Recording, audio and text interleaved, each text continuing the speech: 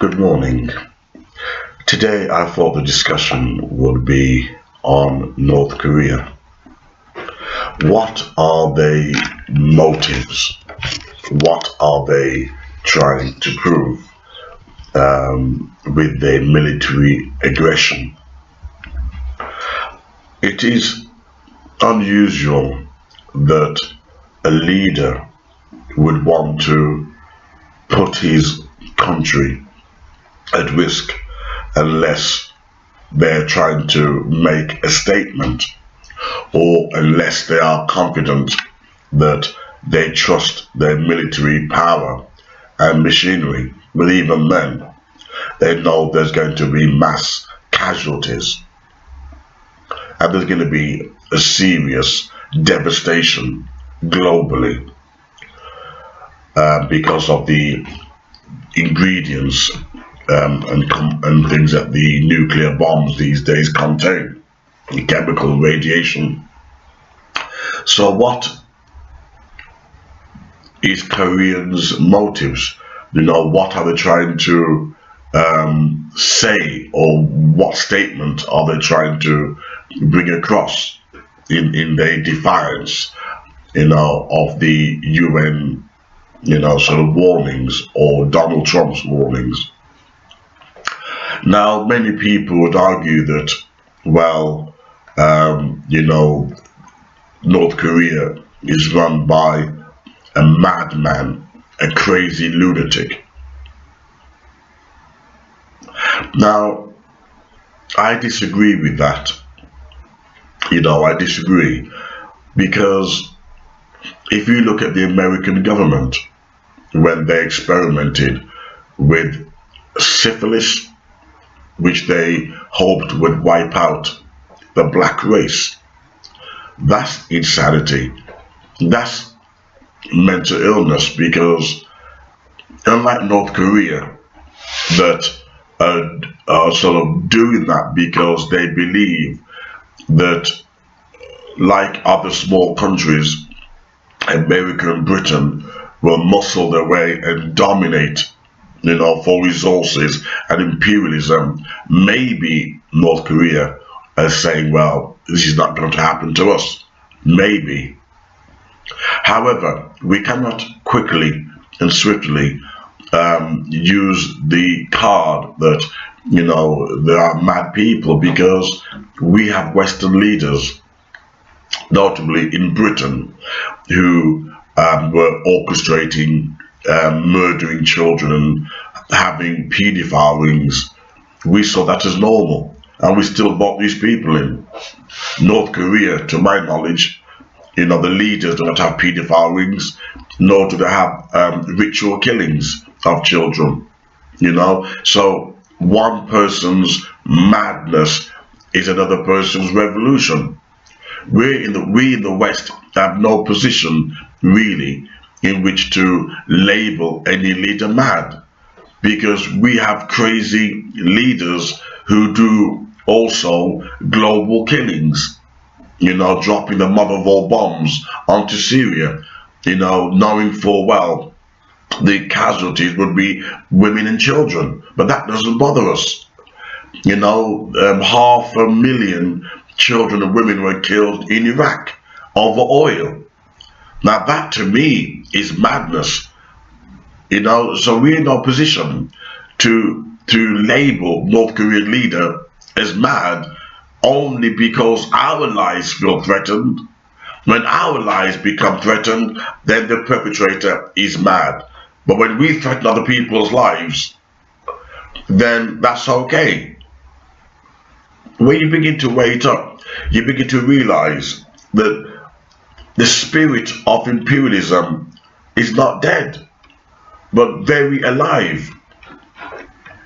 The only thing that I cannot fathom still, and that is North Korea standing up, to the West, because they just want rice, they want aid, they want a better deal, or do they really want a war? No one has really questioned that. Everybody's saying we need to take them out, etc. Well, maybe they want to take you out for lunch or dinner or to kill you. But everybody said let's take them out, etc. Let's, this will be aggressive towards them. But that's what they want. That's what they want. That's what they're egging you for. But we don't know the motives. If their motive is for war, then you're playing right into their hands. You'll give them what they want. You're giving them what they want. You're not questioning the psychological component as to why they are defiant.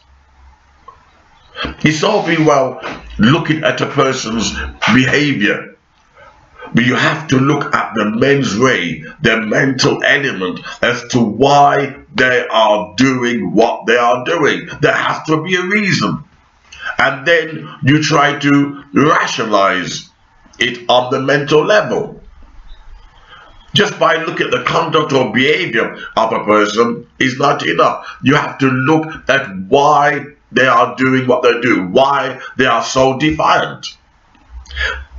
Is it because you have a bad history and they don't trust you? Is it because maybe they know that if they drop their ambition for nuclear weapons or whatever, they will become like other countries? After all, Hillary Clinton had her eyes on war against Iran. Maybe the days of imperial design in which to run the world and control the resources isn't over. Maybe it's still benign. Maybe these little countries know that if we were to get rid of, after all, if you look at Africa, but that's too complex to go into. But Africa is not run by black people, it's run by the West. Which is why they get nothing for their goods. Because they have to put their goods onto the central market, the stock market in London, and they twist it and manipulate it, and Africans get nothing. That's another point altogether. So politics is complex, sinister, greedy, and selfish. And you're not going to come to the table of the UN and rationalize with human beings. You rationalize with vampires who want your blood. They're not there to give you a slice of the action. They're there to exploit you, to manipulate you, to conquer you, to control you. So we don't know why North Korea is continuing with this aggression. We don't know. Maybe they don't trust you. Maybe they think that we're two-faced. Like, as the Indian says, we speak with forked tongues. We say one thing but do the other. Politics is aggressive. Politics is dishonest.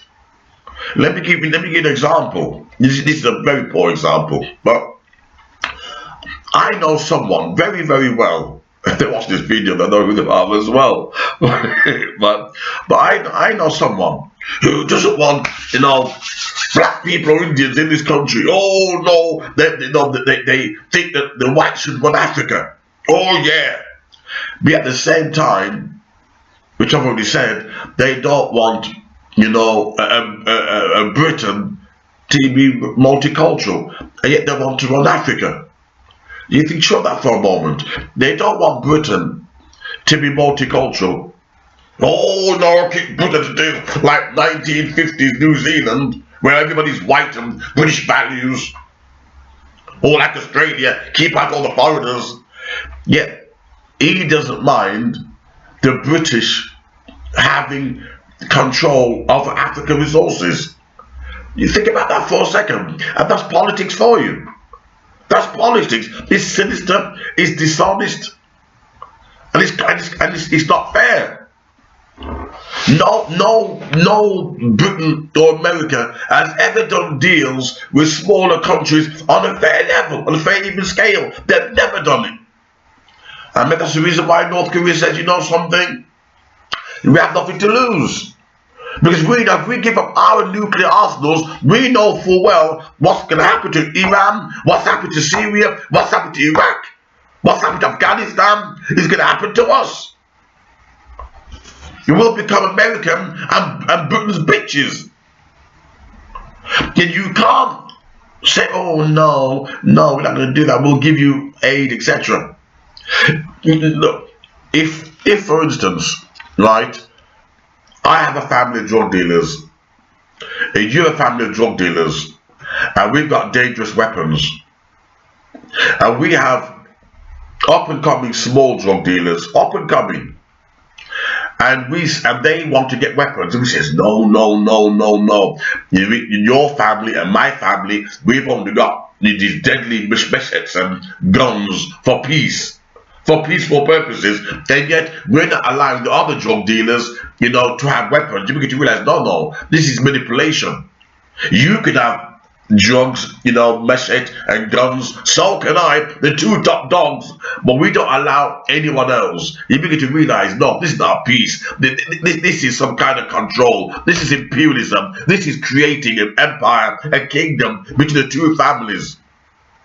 Because we know full well we're going to exploit those who are up and coming.